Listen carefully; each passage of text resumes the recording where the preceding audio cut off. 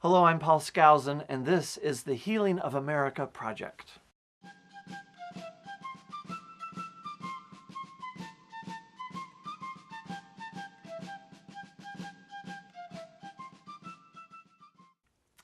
An executive order is misunderstood by a lot of people. It's certainly a threatening part of our permissions that we've given to our executives. It's a holdover from England.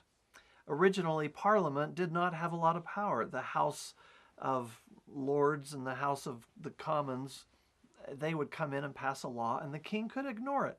The king could send out his agents out into the countryside. They could ignore the law, or they could impose other things. So the House, the Parliament, decided, all right, we're going to withhold money from the king unless he obeys this. So the House of Commons would say, here's the law. You had better go out and fulfill it, king, or we're going to keep the funds back. And then the House of Lords would go ahead and approve that and enforce that. Well, that was carried over here into the United States. And so when the Constitution was written, the executive officer was allowed to issue certain orders, and the others were meant to be able to counter that if possible or if necessary. So here's where it all got messy and ugly.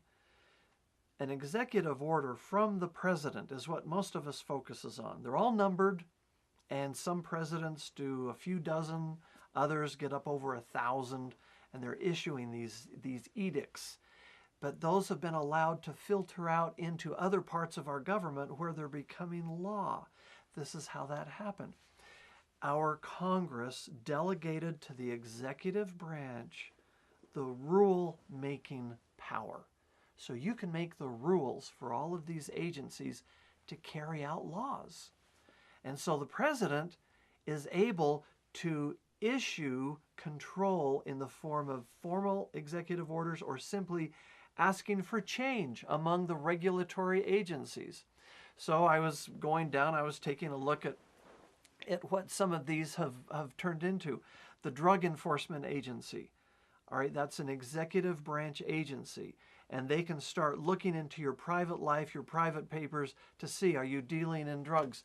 We get into the National Security Agency. It's now eavesdropping. This is a wonderful technology, very good to help us stay safe.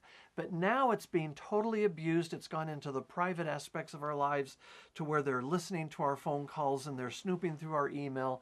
This is an executive component that's been used, and now the president wants to know more about something, just ask the agency.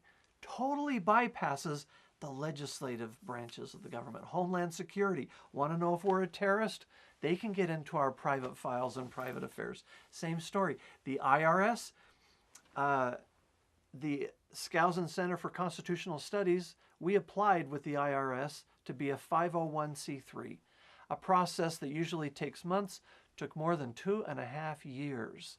We were targeted, among others, conservative pro-Constitution groups that applied for nonprofit status, and that whole process was delayed. We are one of those victims, and we're not shocked, but disappointed that that happens. So once again, here's an abuse of an executive control, not formally an executive order, but otherwise. The government can now move into other private parts of your life through this same abuse of the executive order or control process. Get into your bank, your accounts. Are you moving more than $10,000? If you are, why? Where's it going? What you going to use the money for? Your doctor. What about your personal health? Do you have a disease that's going to kill you? Why should you get health care and all this wasted money? They can get into that privacy. Mobile devices. If you have a phone or an iPad that connects to the internet, even if that is turned off, according to an agent from the CIA, a man named Gus Hunt, speaking to Congress just this last month or two, early spring of 2014, he made all of us aware that your location, GPS, can be found even if your device is in the off position. There's an intrusion. We've got the body scanning going on at the airports. We've got license plate readers going on in some police forces. California wants to make license plate readers statewide. They want to make facial recognition systems statewide. These are all abuses violating our Fourth Amendment, where we're promised that the federal government can have nothing to do, stay out of our private persons, our papers, our lives, except in the pursuit of breaking the law. And that's where the abuse of executive orders and executive authority have all merged into one and are now violating these rights. We have a program called Stingray, where a device mimics a cell tower. So your cell phone goes to that device and all of your information is recorded and looked at, and you have no idea that this is happening. The Environmental Protection Agency, a president, an administration that wants to control the environment and push its agenda can use the EPA to prevent building projects inside state boundaries, complete and definite violations of the Constitution, Article 1, Section 8. This is how the whole executive order mess and the concept of executive imposition on our lives has exploded beyond measure.